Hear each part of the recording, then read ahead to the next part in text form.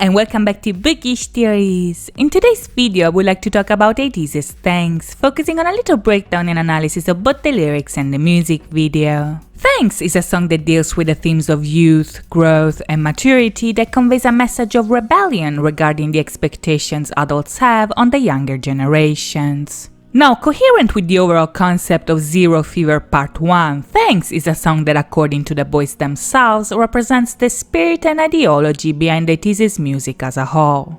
As we'll see in a second, the track essentially explores the social pressure that young people experience when the adults try to decide their path instead of making them choose for themselves. But even if the lyrics are targeted to a younger audience, according to the boys, the song also has a more universal message that is meant to encourage people to follow their dreams no matter their age or generation. Even if the general concept of the album revolves around youth, their idea of youth is closer to a state of mind rather than an actual age. It's a moment of change, if you will, which can be painful and difficult to overcome, but that also has the potential for love and other strong emotions. Now, even if the song is not directly related to the new storyline that the boys are telling us in the Fever era, the general themes of youth, rebellion, and growth are extremely important to understand the concept because if we consider Fever as the prequel of Treasure, the journey to maturity that the boys are portraying in Thanks is an essential step to reach the goal that the Treasure represents.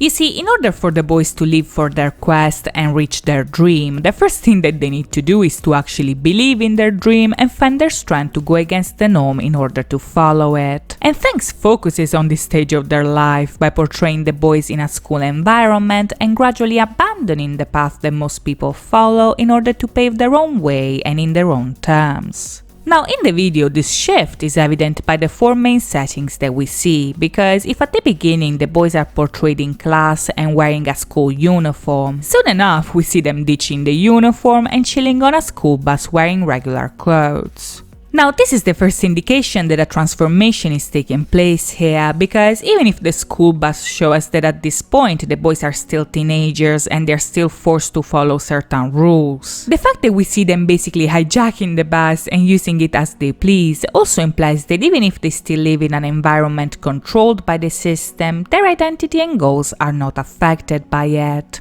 Now, this idea is further developed in the third setting of the video, where we see the boys ditching books for good and embracing an environment that finally represents them. Like the boys themselves have pointed out in the reaction video, this set design heavily recalls the Moroccan landscape that characterizes the beginning of the Treasure series. And this callback is important because it implies that once they decide to abandon the path that most people follow, their adventure can finally begin. This adventure, however, will not be easy to navigate because as we see them leaving for their quest, we also see that a storm is approaching, meaning that despite their best efforts, their journey to reach the treasure will be a difficult one to accomplish. Even if the point is that the first step to achieve your goals is to actually pursue them, this doesn't mean that it will be easy because they still have a long way to go. As the boys told us, however, if the beginning is halfway, then they are here for the good life, and they're right about that, because in the final sequence we see them embracing their own style and getting ready to pave their own way the way they want to.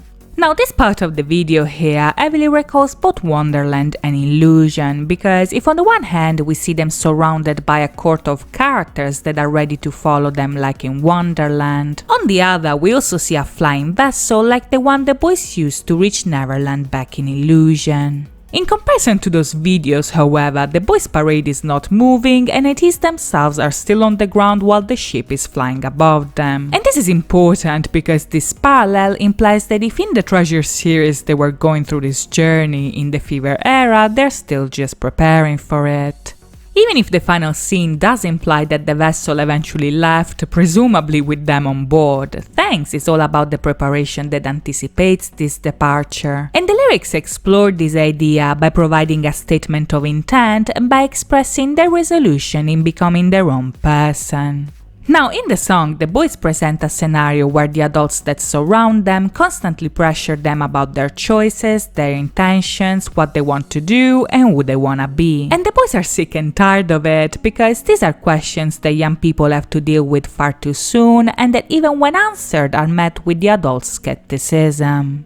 As the lyrics show us, some adults are just unreasonable because if young people don't know what to do, then they pressure them into making a decision. But if they do have a dream that they want to achieve, then they discourage them and shut them down. And this is important because this paradox really shows you that society doesn't really care about what you want or what's best for you. Because the boomers think they know better and just want to boss you around to please their ego. This, however, is not the boys' style, so they'll just humor them and ignore everything they say, because at the end of the day, even if they still don't have all the answers, they know that they need to be themselves, live their life as they want, and follow their own rhythm. Now, bear in mind, ATEEZ here is not attacking the adults who really want to help you or want to give you a genuine advice, but rather the people who show interest in what you are doing only to have a say in it. These are people who live in the past and think they are right just because they are older, but as Mingy's verse says, too much interest is poison. So they advise them to empty their glass and bless up because they will keep doing what they're doing no matter what society says. The worries of the older generations are not the same worries young people have in today's world. So even if these people are trying to project their insecurities on the younger generations, kids know themselves much better than these people think. And even if they're gonna make mistakes, they will own up to them and move on because making mistakes is still a part of growing up. The only way to become somebody who is happy, accomplished, and successful is not to listen to what people have to say, but rather to find confidence in your ambitions and realize that you have to follow your own pace in order to achieve your goals. And this is because people will always find something to criticize about you, so you might as well do your thing and find happiness. Now, this is important because even if the song focuses a lot on the contrast between adults and teenagers, the whole point of Thanks is that this argument actually applies to everybody. As the lyrics say, everyone is a different baby and everyone goes at a different pace. So if you are surrounded by people who think they know better, ATEEZ is encouraging you to stop listening to them because you know yourself best and it's up to you to decide how to live your life.